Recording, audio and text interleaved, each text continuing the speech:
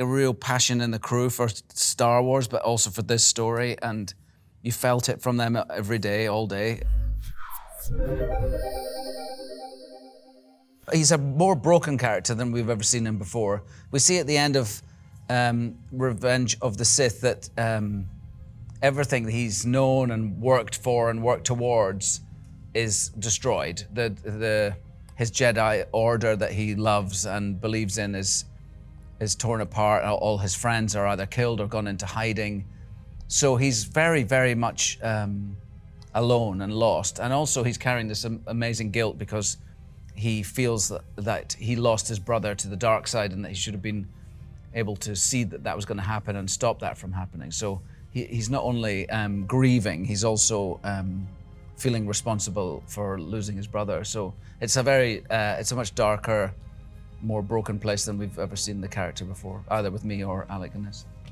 Obviously, when we did the prequels, my work was as Anakin, and I got to, get my feet wet a little bit as Darth Vader, but getting to come back and put a little bit more of my fingerprint on the character at this point in the timeline was just an incredible opportunity. I think the first time I was really able to read it, it just felt like Pantheon acting, a lot of the moments, and that was really exciting for me. And then to join it with, these people, veterans, it was a really, really dope experience. I was aware of the character, but I knew that the Grand Inquisitor had never been portrayed in the live action world, so working with Deb to bring him to life in that space was just thrilling. It felt like a birth of some kind. Well, it's amazing because, I might have this twin-ended thing, and it was utterly beautiful. That was, handmade by the team, and it was a very kind of quite a moving moment to be handed a lightsaber, and certainly was for me. There were a few things, like getting to do a limited series and having more time to really get into character was really exciting about the show. And then I think also the idea of getting to take these very huge, iconic characters, but to tell a story about them at a different point in their lives. We're definitely the most closely tied to the prequels, particularly Revenge of the Sith. So all through development, all through the script process, we were always going back and really studying it. In large part, we're looking at the character arcs and everything that's happened. So the prequels were our main point of reference.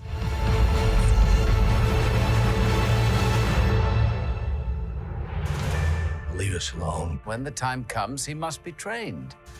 Like you trained his father? You still want Kenobi. He's gone.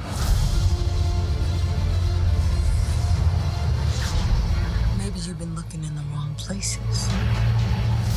We all got great advice from our fight coordinator, Jojo, who took the fights that we did in the prequels and redesigned them forward in time. It was very thoughtful, his work, and he and his team were just brilliant to work out with, That was important in these things. Is the action sequences require a lot of stamina and fitness, so that was part of the lead up to this, was some months spent working out with those guys and working out with our trainers and getting to a sort of fitness level that so that we could get the work done really during the day.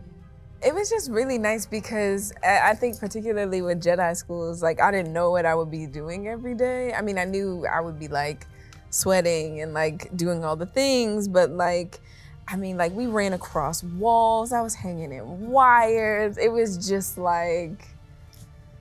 playing real hard at the playground, It's cool.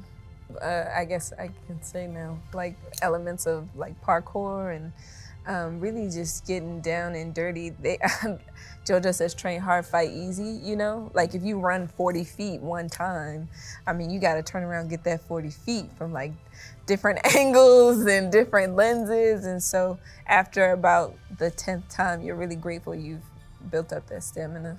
Working with the volume was a very extraordinary experience, and Deb very sweetly invited me to come and check out something else that was being shot, because if you haven't seen it before, there's nothing like it, and it can be a bit like being on a sort of mad roller coaster, as the world adapts to the cameras.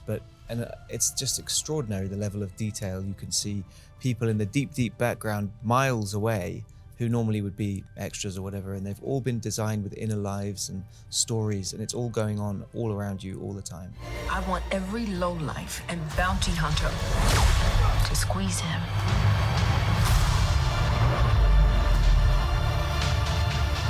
You can't run, Obi-Wan!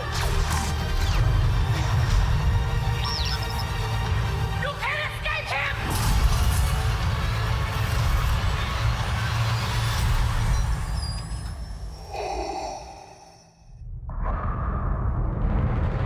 You know, we're obviously in between two trilogies where everybody knows what happened before and after. So that's been the biggest challenge, is just trying to find the balance of also telling a new story, but respecting that legacy. I've never worked on a project similar to what you were saying, but to a different point, with so many people.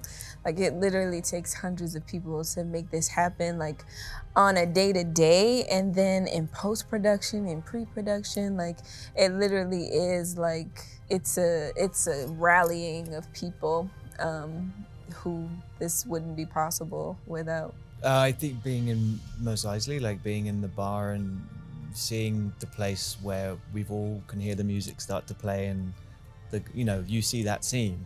So standing in it, in that under that baking sun for those days, that was it for me.